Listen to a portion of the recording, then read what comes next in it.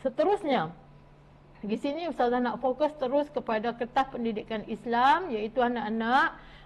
Ustazah yakin kamu dah pun boleh menjawab soalan UTKH ataupun ujian UTKH yang telah diberikan kepada kamu, yang telah pun kamu duduki, dan kamu pun boleh merasai ataupun merasa yakin ataupun kamu boleh agaklah berapa markah yang kamu boleh dapat ataupun perolehi per 20 tersebut, ya. Jadi maknanya di sini andai kata kamu mengagak bahawa kamu mendapat 15 markah, maka fahamlah bahawa 15 markah itu adalah milik kamu yang telah dipegang oleh lembaga peperiksaan. Maka markah seterusnya ialah akan kamu pungut daripada soalan kertas 1, di mana di dalamnya ada soalan nombor 1 ayat kefahaman, hadis dan tajwid, kemudian soalan nombor 2 akidah, soalan nombor 3 fiqh, soalan nombor 4 sirah dan tokoh, soalan nombor 5 akhlak Islamiah. Setakat inilah format peperiksaan pendidikan Islam yang memang sejak tahun 2021 hari itu, format baru ini memang berjalan, dan Ustazah yakin kedudukan soalan ini tidak akan ada perubahan lah, ya. Kalau ada itu mungkin itu adalah hak ataupun tanggungjawab lembaga peperiksaan. Jadi anak-anak, berkaitan dengan soalan-soalan ini, bahagian-bahagian ini Ustazah harap kamu telah menyimpan ilmu yang banyak, ya, berkaitan dengan ayat kefahaman, hadis dan tajwid. Sudah pasti kamu telah menjawab beberapa soalan percubaan negeri-negeri, termasuk juga soalan percubaan negeri Kedah. Kamu telah mendapati bahawa banyak ayat itu adalah lebih kurang sahaja. Dianalisakan bahawa itulah tajuk yang kemungkinan akan ada di dalam peperiksaan sebenar kamu. Maka kamu ulang-ulanglah menjawab dengan keadaan masa yang masih ada lagi sedikit ini. Kemudian begitu juga dengan soalan bahagian akidah, ya, tajuk-tajuk. Ustazah yakin, ya, kamu telah menjawab soalan percubaan negeri, kamu jumpa, kamu temui dah tajuk-tajuk daripada tingkatan 4 dan tingkatan 5. Begitu juga bahagian fiqh, dan meliputi tingkatan 4 dan tingkatan 5. Soalan nombor 4, soalan sirah dan tokoh Islam pun tingkatan 4 dan 5, dan Ustazah yakin kamu telah nampak soalan-soalan manakah yang kemungkinan besar akan ada di dalam soalan sebenar SPM kamu. Maka kamu ulanglah berkali-kali baca dan fahami ataupun hafaz, sebab sesetengah terutamanya di bahagian soalan nombor 4 ini banyaknya soalan adalah dalam bentuk fakta, di mana kalau sekiranya kamu lupa kepada fakta, maka kamu akan tertinggallah ataupun kamu tak dapatlah menjawab dengan sebaik-baiknya. Begitu juga dengan soalan nombor 5, iaitu bahagian akhlak Islamiah ini. Soalannya ada yang fakta, ada yang berdasarkan pemikiran kamu. Maka Ustazah yakin kalau kamu dah berusaha bersungguh-sungguh sejak daripada awal tahun 2023, dan kamu teruskan lagi usaha kamu, terutamanya selepas daripada peperiksaan percubaan baru-baru ni, insya-Allah yang semua bidang-bidang daripada soalan nombor 1 sampai nombor 5 ini adalah menjadi hak milik kamu dan kamu dapat menjawab dengan sebaiknya. Sekarang kita berpindah pula kepada soalan, ya. Anak-anak, sahajalah Ustazah tayangkan di sini bentuk soalan. Sebenarnya soalan ini yang ada di depan mata kamu ini adalah soalan pendidikan Islam tahun 2021. Dan di mana bila kamu tengok soalan ini, kamu lihat soalan ini sebenarnya sama je dengan soalan-soalan percubaan negeri-negeri yang kamu pernah jawab. Jadi inilah bentuk soalannya.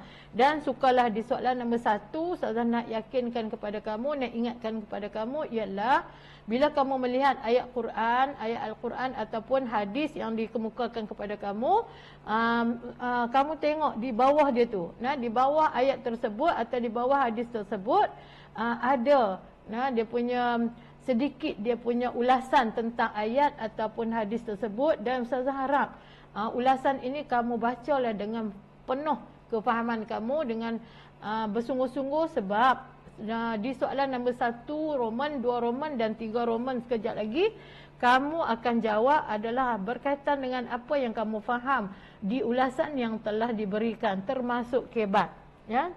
Sebab apa? Kadang-kadang kita dapati kebat yang kamu tak faham apa yang kamu nak jawab ni, ya. Jadi bila dalam keadaan macam ni, kamu kena balik semula, tajuk ini berkaitan dengan apa. Kalau tajuk tentang berkaitan mempersendakan agama, maka kebat kamu itu berkaitan dengan mempersendakan agama lah.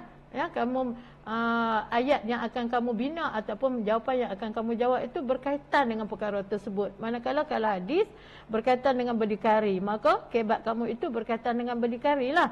Dan di sini satu lagi perkara yang Ustazah nak ingatkan ialah seandainya ada soalan pengajaran, maka soalan pengajaran ini adalah merupakan sebagai bonus untuk kamu. Sebab soalan pengajaran ini kamu boleh ambil poin yang dinyatakan di dalam ulasan tersebut, ataupun kamu tengok soalan nombor 1 ataupun 2 Roman itu dinyatakan ataupun soalan itu berkaitan dengan topik apa, berkaitan dengan poin apa, maka poin itulah pengajaran yang akan kamu buat. Jadi maknanya soalan pengajaran adalah soalan bonus untuk kamu. Kalau ada 2 soalan, maka kamu akan dapat 8 markah percuma.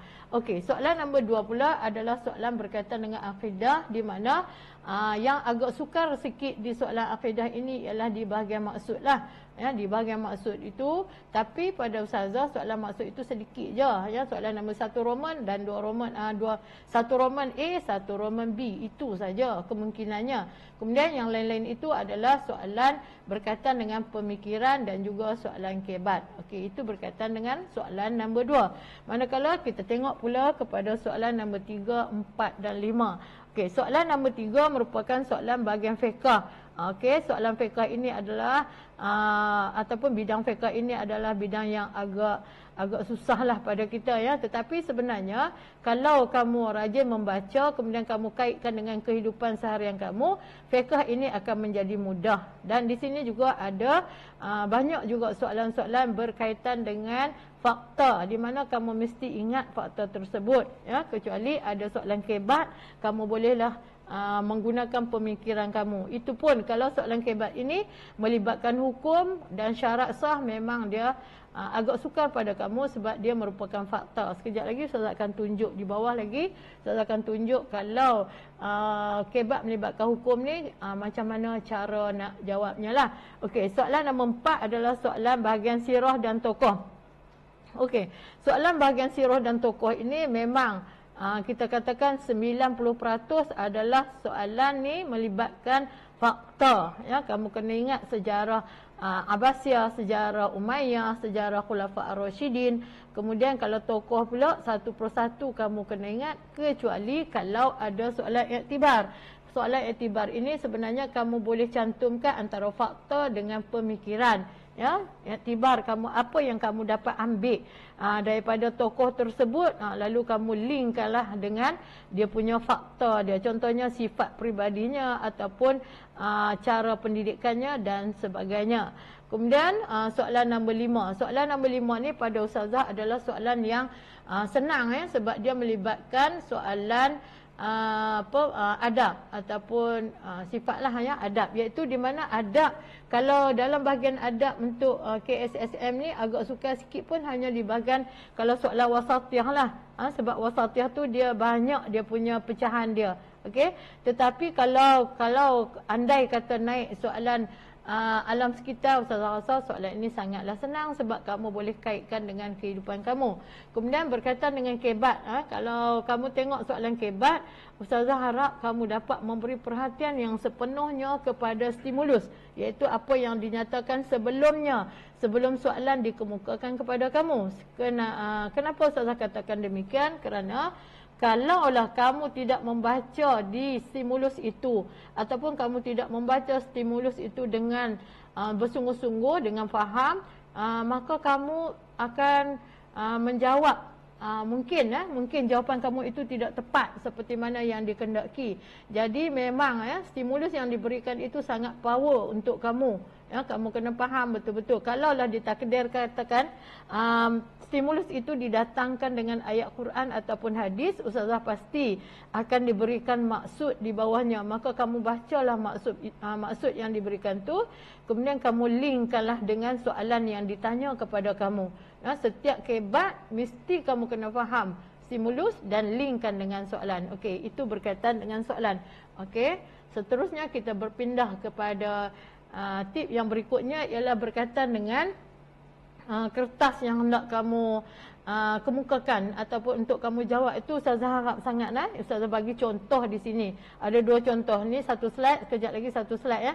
Apa yang kamu hendak berikan, yang hendak ditekankan Ustazah nak tekankan di sini ialah tentang tulis, kamu nak tulis nombor soalan itu.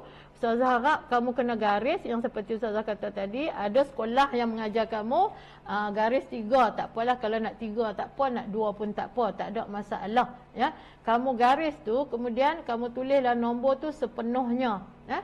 Kemudian kamu buat garisan tu memang wajib. Kemudian seterusnya di sebelah kanannya tu kepala jawapan anak-anak, tolonglah ya, terutamanya anak-anak yang sorry lah, minta maaf lah, Ustazah kata malas sikit, dia kadang-kadang dia terus je bagi isi jawapan, kepala jawapan tidak ditulis. Maka kadang-kadang berlaku ya, jawapan yang diberikan itu agak jauh ataupun tersasar. Sekiranya kepala jawapan diberikan, kita boleh kaitkan kepala jawapan kamu dengan jawapan kamu tu, yang mana insya-Allah jawapan kamu itu akan jadi betul. Kemudian kamu selang ya.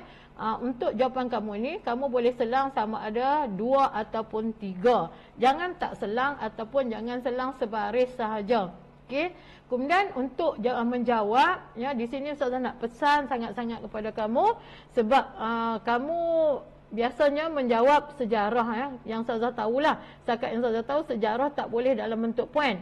Tetapi dalam pendidikan Islam, kamu jawablah dalam bentuk poin seperti mana yang Ustazah letakkan di situ.